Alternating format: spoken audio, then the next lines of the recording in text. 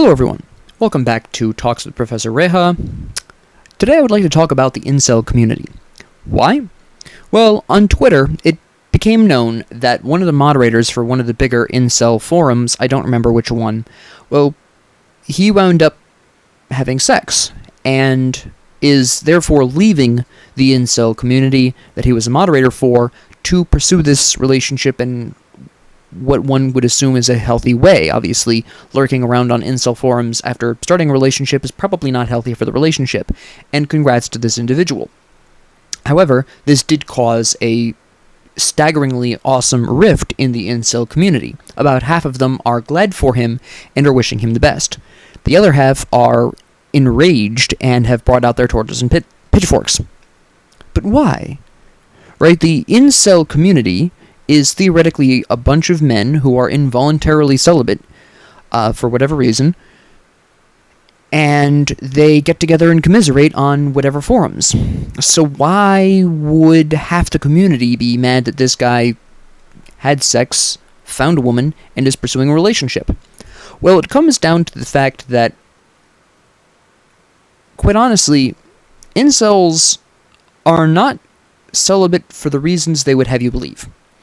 The major overarching narrative across what I will describe as four broad groups of incel, which I will define in a bit, the sort of narrative they present is for one reason or another that has nothing to do with their personality. It is never a personality issue. It is never on them. Due to external forces, society usually, women quite often, these men aren't fuckable. Women will not have sex with them. Thus, they are involuntarily celibate. However, upon closer examination, this really doesn't stand up to scrutiny. Now, I said there are four broad groups. I'm actually going to narrow this down into three mid-video, because, quite honestly, two of the groups are similar enough that they can be pulled together. I'm going to go in terms of the most obvious and the least incel-y to the more incel-y, right? I'm going to look at these specifically from the incel point of view because I want to essentially take their argument as to why they can't have sex and dismantle that. I'm going to leave aside a lot of the presumptions and assumptions mainstream media makes because they tend to associate incels with antisocial behavior with some justification, but I'm not looking at the antisocial behavior here. I'm looking at specifically incel philosophy, so to speak. So the least involuntary part of this group would be the outright misogynists, right? These are the men who have reduced women down to essentially sex objects, whether because they watch too much porn, or they're just naturally misogynistic, or they were raised that way. Whatever the cause is, at the end of the day, they are misogynistic to the point where women exist to have sex and babies. That is it. And as a result of that, they aren't fuckable. For the very obvious reason that women, just like everyone else, don't want to be reduced to sex objects. I touched upon this briefly in my dehumanization video, but essentially, the problem here primarily comes down to that the way they treat women is the reason women won't fuck them. But they don't see it that way. They don't see it as a personality issue. They blame women. It's the woman's fault that she doesn't want to have sex with me because I'm this glorious man, right? These are typically the most entitled of incels. These are the ones that feel women owe them sex most of the time. That's a stereotype that is applied to a lot of incels, but it only really applies to roughly a third of them, okay? Now, this is also sort of the end-of-the-road type of incel as well. This is something the other two groups sometimes develop into as a result of spending too long in the incel community, which is also part of the reason why a lot of the behavior we see is associated with this third group, the misogynistic group, the group that dehumanizes women on a regular basis. This is out of all of the... this is sort of the end goal, so I'm working backwards here. The second group are the ones that claim they are involuntarily celibate because of some social or political reason. A big example, one of the more common ones I've seen, is, well, I'm a conservative man, I believe in home family values, and all these liberal women around me won't fuck me. Right? We've all seen it on Twitter before. We've all seen it quite extensively ever since Trump entered politics. I think is where that really exploded in terms of popularity as a excuse for celibacy, so to speak. And it is also very much where sort of the mid-road, the mid-range incel, right? This is something that incels can also develop into from the third group that I'll be talking about, where instead of blaming their personality, which is usually the problem, after all, no one wants to hang around an asshole, and if you're an asshole, then no one wants to hang around with you, and by dint of that, no one will fuck you either, right? If they're not sticking around to hang around you and get to know you personally, because you're an asshole, they're not going to fuck you either, but we're going to get back to that point. In this particular instance, they tend to blame society, women specifically, or some other thing. Again, politics is a really often used excuse. We have, of course, feminism being a popular target of excuses for why women won't have sex with them. And then we have, of course, the claims that, women are looking for whatever else, right? Now, this third excuse, women are looking for tall men and I'm a short man, or whatever, this tends to fall more into the first category, sort of the introductory incel, who blame their lack of sex on usually a physical characteristic. Not always, but sometimes. One of the non-physical characteristics that is often also brought up is wealth. Well, I would pull women if I were wealthier, right? This is something that Andrew Tate really promotes the idea of. In fact, a lot of the manosphere, or aka the Red Pill Society, or the Black Pill Society particularly, really push this narrative that women are looking for tall, rich, muscular guys, and if you are not all three of those things, good luck getting women, right?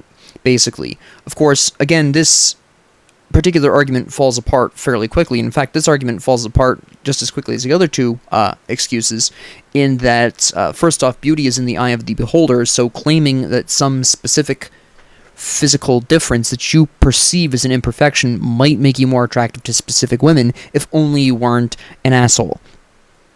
Second, quite honestly, given that women are just, I won't say just, very nearly as capable of earning high income as men, depending on the industry, and where in America you are.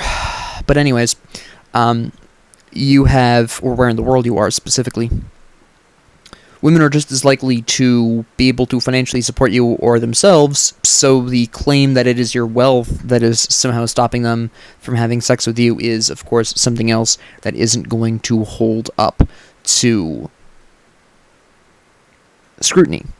Now, I've gone backwards here through what is known as the incel pipeline, because, quite frankly, the beginning of an incel is the real issue with incels, their personality. A lot of incels are really unpleasant people to be around. There's no getting around that. Which is also why no one has sex with them. But because incels don't want to confront that problem, they turn to something else. The usual excuse is something physical. I'm short, I'm overweight, I'm poor, I'm whatever, right?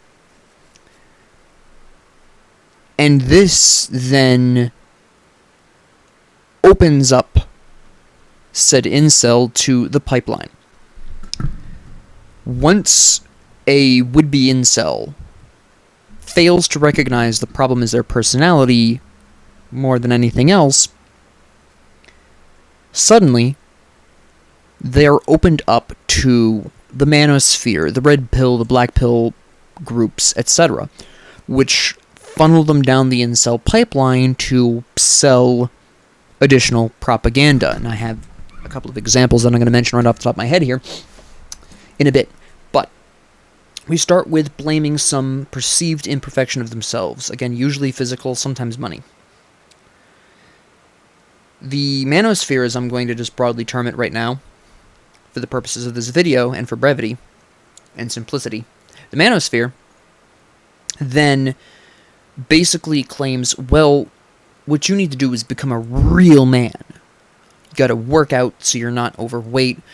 You can't do anything about being tall, but you can have big dick energy, right? Basically, you can project your presence into the room, and they bust out all of these messages, some of which are positive. I encourage everyone to work out for a healthier life, but you don't necessarily have to.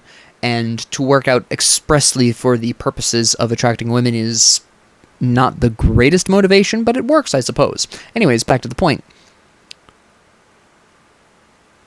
Since the problem is their personality, the manosphere has to create a new excuse as to why women will not fuck them, because now, in theory, they are more muscular, they are working harder at their job, maybe they even got promoted or got a raise, so they're not as poor as they used to be. They are, more confident in themselves, right? Nothing necessarily bad here, but all of these positives do not translate into sex with women, because the core issue, the personality, has not changed. So, the new excuse is, well, this is a societal problem. You're becoming a real man, and usually when the incel goes down the pipeline, this is how you can tell, by the way, a pipeline incel from an incel that naturally is in the second group, where they claim they're an incel for a cause, right? This is how you tell the difference. Pipeline incels will typically blame society not wanting masculine men. You see this occasionally when incels claim this, that, or the other man is weak, or effeminate, or whatever, or is not the conservative, because a lot of this is linked to conservative points of view. It's a conversation for a different video. But anyways, if a man doesn't match the stereotypically conservative masculine man, these incels will attack that man, particularly if he does have sex, if he's, for example, married or has a girlfriend, and the implication of occasional sex at minimum is there. They will attack this man as well, but they will typically attack non-masculine men, whereas what I call naturally group 2 incels typically will blame politics, for example, or feminism, right? It comes down to specifically what the incels in group 2 blame, is where you can tell whether or not they've been shoved down the pipeline.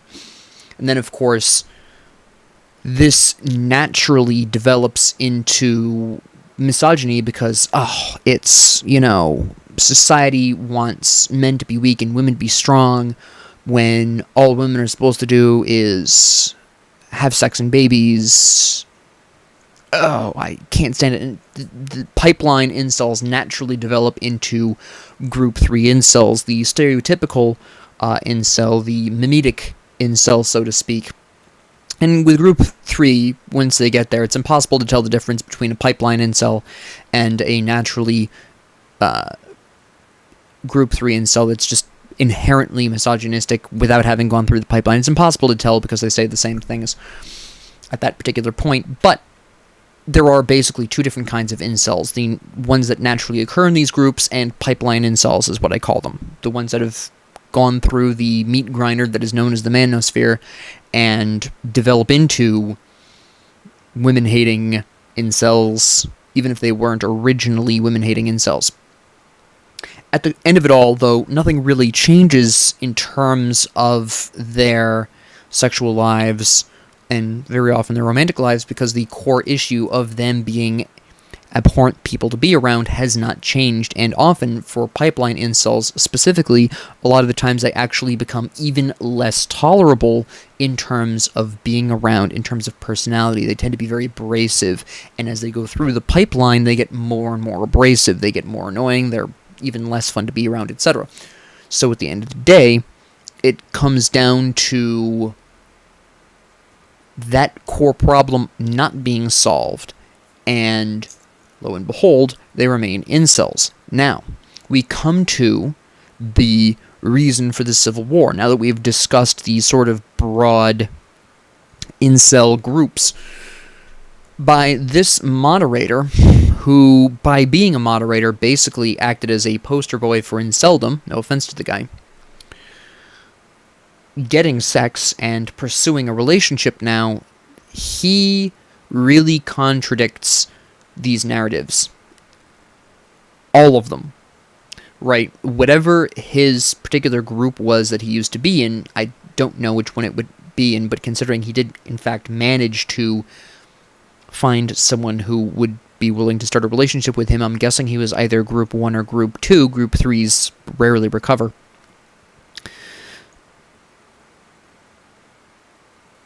There is this really contradicts the idea that the men in this community, the incel community, are in fact actually involuntarily celibate for the reasons that they claim to be. It really destroys the narrative that it's a physical thing, because even if this guy was ugly as sin, I don't know what he looks like, he's still had sex, and these theoretically not quite as unattractive men can't get it. So what happened? What happened is he improved as a person, and a woman was interested enough in the person he has become by this point that she was willing to go into a relationship with him.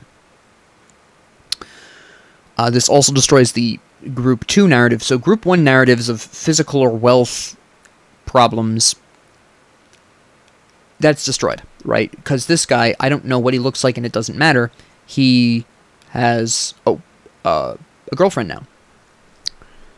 Group 2, if he belonged to that group, and even if he didn't, doesn't matter, because he also destroys that narrative as well, where your politics or society or feminism were the cause.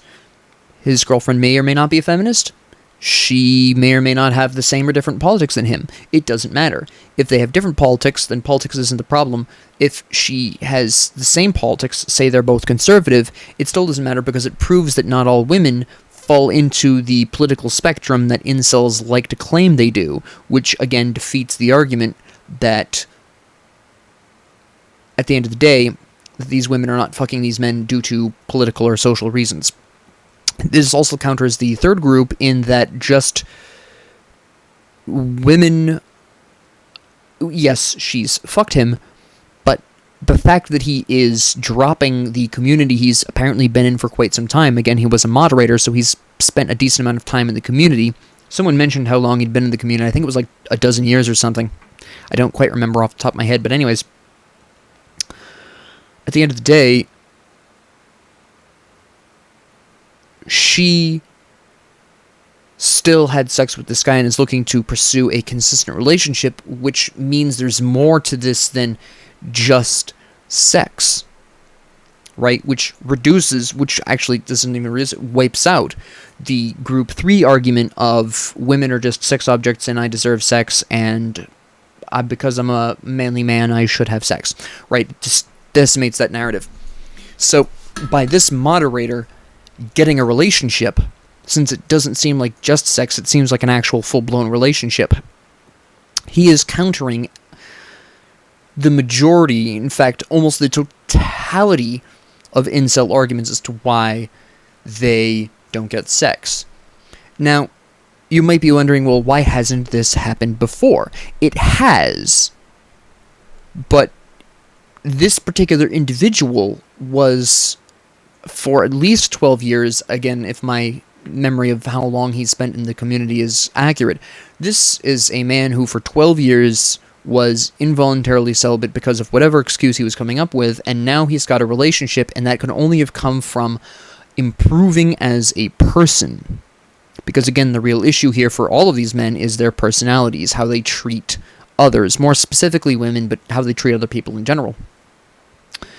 And this former moderator changed enough where a woman was looking to develop a relationship with him.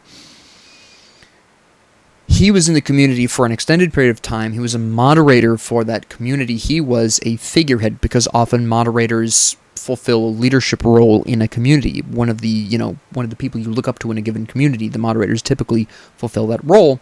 By him starting a relationship and walking away from the community just like that, this really is counter to the narrative that they like to push. In other words, to sort of break this down to a single sentence, by this former moderator developing a relationship with a real flesh and blood woman, he has essentially implied that all these incels could get sex if they were just nicer people, which offends the pride and often it completely decimates the narrative, often the pride of this particular community, and removes this sort of victimhood that they carry with them by dint of being part of that community. Right? Oh, I can't get sex because I'm this, that, or the other, or because society has conditioned women to be this, that, or the other thing. Right? There's, no matter what group an incel falls into, group 1, 2, or 3, at the end of the day, they are all playing victim.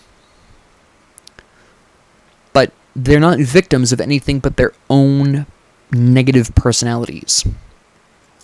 And this guy going off and getting a relationship counters that narrative in a really symbolic way, due to his position in the community and his length of time in the community.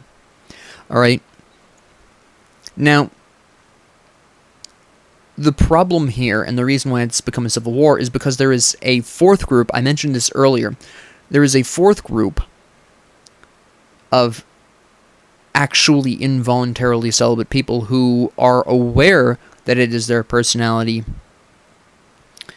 and or other extenuating circumstances. For example, maybe they're a hermit living in the woods. Maybe for some of these, what I call genuine incels, they work a lot and don't have time for a relationship.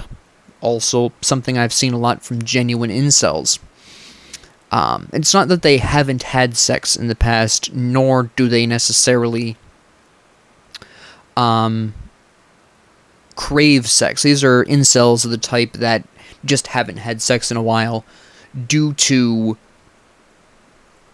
just the way that they live their life. Again, a lot of times they're just super busy with work a lot of the times, or maybe they've got some kind of illness and they're bedridden, or, maybe they just, whatever the reason is, maybe they travel a lot for work and they're just afraid of pursuing a relationship, so they just kind of block people out. Whatever the reason is, but there are some people in the community who are involuntarily celibate and don't blame external factors, just the circumstances of their life. Maybe it's not even a personality problem for what I call genuine incels, right? Often it isn't. Again, work is a big thing for that, right? So these are the incels that are generally going to be congratulating the former mod on his new relationship. This isn't the majority. This isn't even half of the incel community, unfortunately. I would roughly say this is maybe a quarter of the incel community that are genuinely happy for this guy. About a quarter of the incel community that genuinely is involuntarily celibate due to life circumstances. But the majority of incels are celibate because they're not pleasant people. They're unpleasant people to be around, and so women aren't around them, so they don't get sex. Right? Just by extension of that. So, here we have sort of the crux of that, right?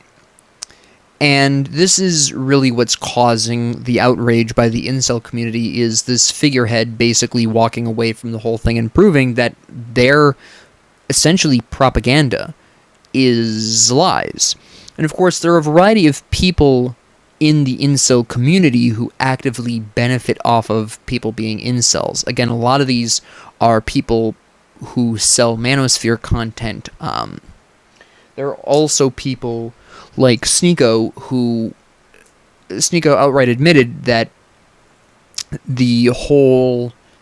his whole thing right now is to get men down a pipeline to believe in other things. I'm not going to get into the details of that. There are clips out there if you want to investigate Sneeko. It's a bit disturbing.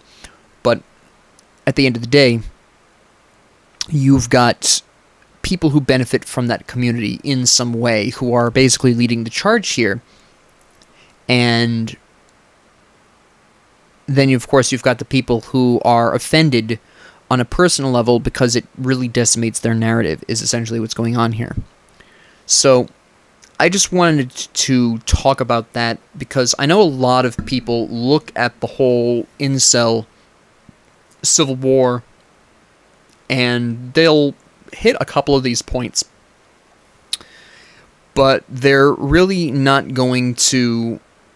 I've noticed a lot of people who talk about incels kind of miss the point, which is that incels are what I would essentially call emotionally weak people, the majority of them, because they don't take well to genuine criticism.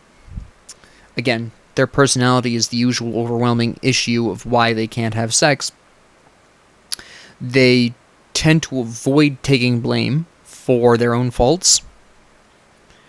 They blame other people, and they are, by extension of all of these, involuntarily celibate and perfect targets for anyone promoting manosphere content. Right? So this guy going off and getting a relationship counters all of that, which threatens the people who make money off of incels in one way or another, and offends the incel community at large because it counters their narrative and sort of says between the lines, if you were just a better person, you too could be me. So that's really what the issue here is. There are greater ramifications to the incel community. I mentioned the mainstream news before, and there are reasons I mentioned the mainstream news before. I'm not going to get into that right in this talk. That's for a different talk, because that's a somewhat different subject. It's still related to incels, obviously, but the focus is going to be different on that one. But at the end of the day, I sort of wanted to lay this down as sort of covering incels, since I've referred to them before, particularly on the video in which I detailed why men are lonelier, right? I mentioned them in passing in that, and I promised back then, if I remember correctly, that I would talk about incels in depth. Well, here we are. And I'm going to eventually do a sort of continuation of the incel coverage with mainstream media's relationship to incels and how incels interact with the rest of the world at large. I was specifically talking about incels and their civil war here and why that is happening when it logically counteracts what the supposed messaging is, right? But, of course, what people say and what people actually think are unfortunately oftentimes two different things. But with that being said, thank you all very much for joining me. If you liked this, please like and subscribe. If you didn't, please ignore me. And if you have any comments, questions, concerns, ideas, suggestions, or requests, please leave them down in the comment section below. And thank you all very much for joining me, and have a great 24 hours.